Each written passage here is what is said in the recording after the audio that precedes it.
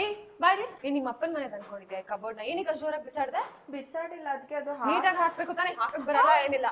ನಿಂಗೆ ಅಷ್ಟೊಂದು ಕಬೋರ್ಡ್ ಜೊತೆ ಆಟ ಆಡ್ಬೇಕಂತಿದ್ರೆ ನಿಮ್ಮ ಅಪ್ಪಂಗೆ ಕಾಲ್ ಮಾಡಿ ಇವಾಗ್ಲೇ ಕಬೋರ್ಡ್ ತೋರಿಸ್ಕೊ. ಏನೇ ಬೀಳ್ಸಿದಲ್ಲಿ ಏನ್ ನಿಮ್ಮನೆ ತಗೊಂಡ್ಬಂದಿರೋದು ಅನ್ಕೊಂಡಿದ್ಯಾ ಅದನ್ನೆಲ್ಲ? ಹಾಗಲ್ಲ ಅದಕ್ಕೆ ಅದು ಅರ್ಜೆಂಟ್ ಅಲ್ಲಿ. ಹೌದು ನಿಜ. ನಮ್ಮ ಮನೇಲಿ ನನ್ನ ಮದುವೆ ಮಾಡಿಸ್ಕೊಟ್ಟಾಗ ಲಕ್ಷ ಲಕ್ಷ ವರದಕ್ಷಿಣೆ ಕೊಟ್ಟಿದ್ರು. ನಿಮ್ಮನೆಯವರು ಇದಾರೆ, ಏನಕ್ಕಂತ ನಿಮ್ಮಂತವ್ರನ್ನ ಸೊಸೆ ಮಾಡಿಸ್ಕೊಂಡ್ವ ನಾವು. ನೀಟಾಗಿ ಅದನ್ನ ತೊಳೆದ್ಬಿಟ್ಟು ಕಾಫಿ ಕೊಡು ಅವ್ನಿಗೆ.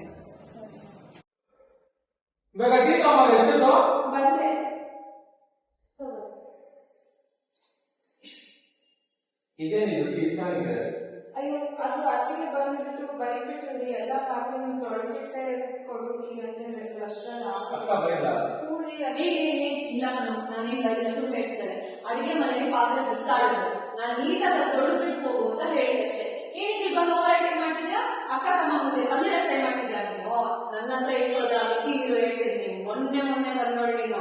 ಅದಕ್ಕೆ ಈ ಕೈತವ್ರು ಮಾತಾಡೋದಲ್ಲ, ನನ್ನ ಹತ್ರ ಇಟ್ಕೋಬೇಡಿ. ಸ್ವಲ್ಪ ಗೌರವ ಕೊಟ್ಟು ಮಾಡಿ. ನೋಡಿ ಇದೆಲ್ಲ ಮಾಡೋದು ಸರಿಯಲ್ಲ, ದೌರ್ಜನ್ಯ ಮಾಡ್ತಿದ್ದೀರಾ ನೀವು. ನಿಮ್ಗೇನಾದ್ರೂ ಮರ್ಯಾದೆ ಬೇಕಾಗ್ತದೆ, ನಿಮ್ಮ ಅಪ್ಪ ಕೊಡ್ಬೇಕಾಗಿರೋ ವರದಕ್ಷಿಣೆ ಎಲ್ಲ ತಗೊಂಬ. ಅವಾಗ ನಿಮ್ಗೆ ಬೇಕಾದ್ರೆ ನೋಡಿ, ವರದಕ್ಷಿಣೆ ಕೊಡೋದು ಒಂದು ಪದ್ಧತಿ ಇಲ್ಲ, ಅದು ಅಪರಾಧ. ಹೀಗೆ ಮಾಡ್ತಾ ಇದ್ರೆ ನಾನು ಕಾನೂನು ಕ್ರಮ ತಗೋಬೇಕಾಗಿದೆ. ಓದ್ರು ಬರ್ಬೇಡ, ಗಿಣಿ ಕೇಳಿದೆ ನೋಡಿ, ನಿಮ್ಗೆಲ್ಲ ಹೆಣ್ಮಕ್ಳಂದ್ರೆ ಮಾಡ್ಬೇಕಂತ ಅನ್ಕೊಂಡಿದ್ದೀರಾ. ವರದಕ್ಷಿಣೆ ತಗೊಂಬಂದಿದ್ರೆ ಬಾ, ಇಲ್ಲಾಂದ್ರೆ ಹೋಗು ಮನೆ ಬಿಟ್ಟು. ನಾನು ಇಂಥ ಮನೇಲಿ ಇರಕ್ಕೂ ಬಯಸಲ್ಲ.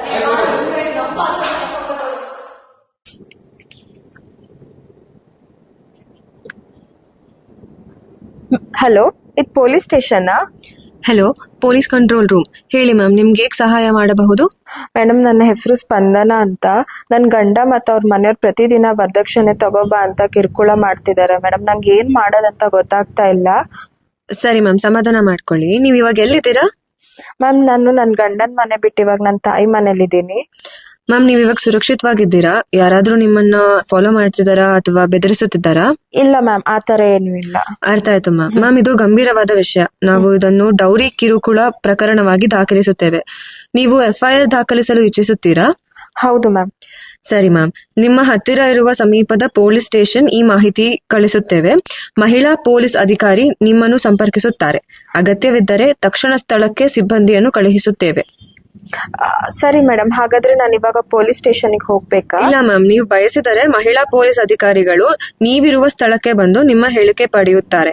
ನಂತರ FIR ದಾಖಲಿಸಲಾಗುತ್ತದೆ. ಸರಿ ಮ್ಯಾಮ್, ಧೈರ್ಯವಾಗಿರಿ ಮ್ಯಾಮ್, ನಾವು ನಿಮ್ಮ ಜೊತೆ ಇದ್ದೇವೆ. Okay ma'am, thank you ma'am.